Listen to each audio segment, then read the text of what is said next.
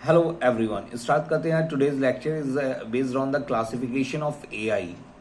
तो देखते हैं कितने टाइप्स के इसे कैटेगराइज कर रखा है।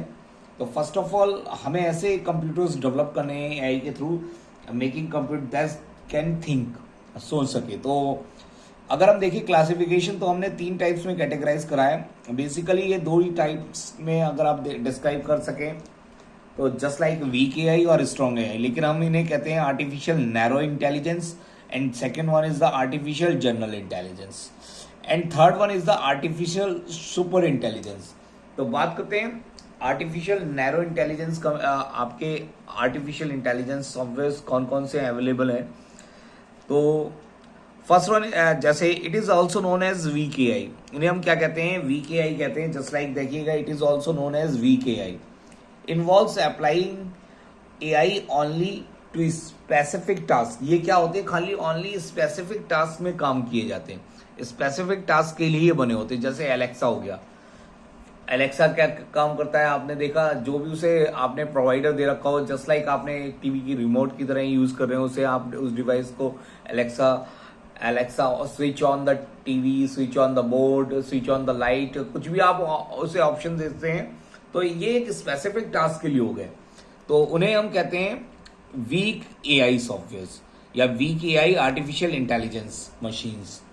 जस्ट लाइक आपका गूगल सर्च इंजन हो गया, सोफिया हो गई। सोफिया आपने देखा भी होगा, जस्ट लाइक मॉडल जो अपने मॉडलिंग के थ्रू, आजकल ये मॉडलिंग में भी आप देखते होंगे बहुत सारे वर्कआउट करती रहती है। आपको उसकी अपनी पर्टिकुलर लैंग्वेज है जिसमें वो इंस्टाग्राम पे अकाउंट है, बहुत सारी चीजें उसने डेवलप एंड क्रिएट करी है जिससे यूजर्स को इंटरेक्ट करा है।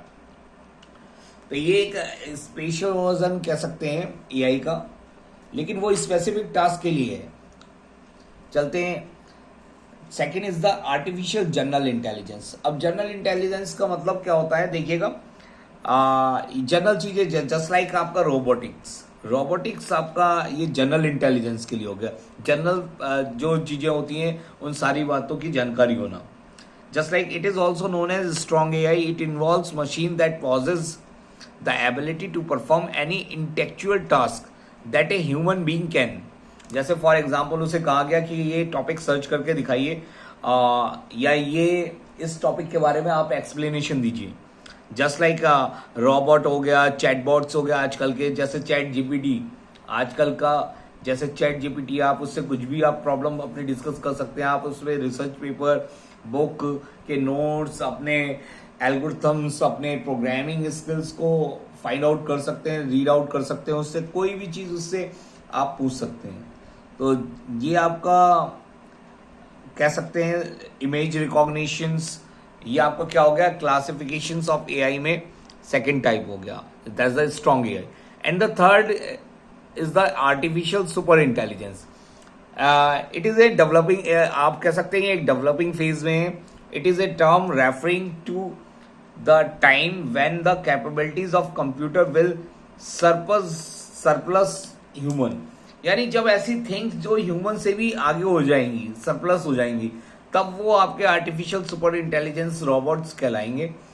इनका काम आप देखेंगे 2040 और 50 में ऐसे रोबोट्स डेवलप किए जाएं और डेवलप्ड हो जाएं, देन आपका एआई में एक नई जनरेशंस आएगी। तो 2040 के बाद ही आपको ऐसे रोबोट्स देखने को मिलेंगे सुपर इंटेलिजेंस। वैसे आजकल रोबोट्स आपके देख लें हर जगह आपका यूज करे जा रहे हैं, फॉर प्लेइंग के लिए भी, कार ड्राइविंग के लिए भी, आपका कह सकते हैं ऑपरेशंस के लिए भी, आपका मेडिकल में भी आपका यूज करे जा रहे हैं। चलते हैं कहाँ कहाँ एआई के सॉफ्टवेयर यूज होते हैं, एआई कहाँ कहाँ यूज हो रहा है आपके रियल लाइफ में अगर आप देखते हैं। तो just like an application of AI. तो नेक्स्ट वीडियो में आपको चलते हैं एप्लीकेशंस ऑफ एआई को बताते हैं कि कैसे कैसे हम कहाँ कहाँ यूज कर रहे हैं।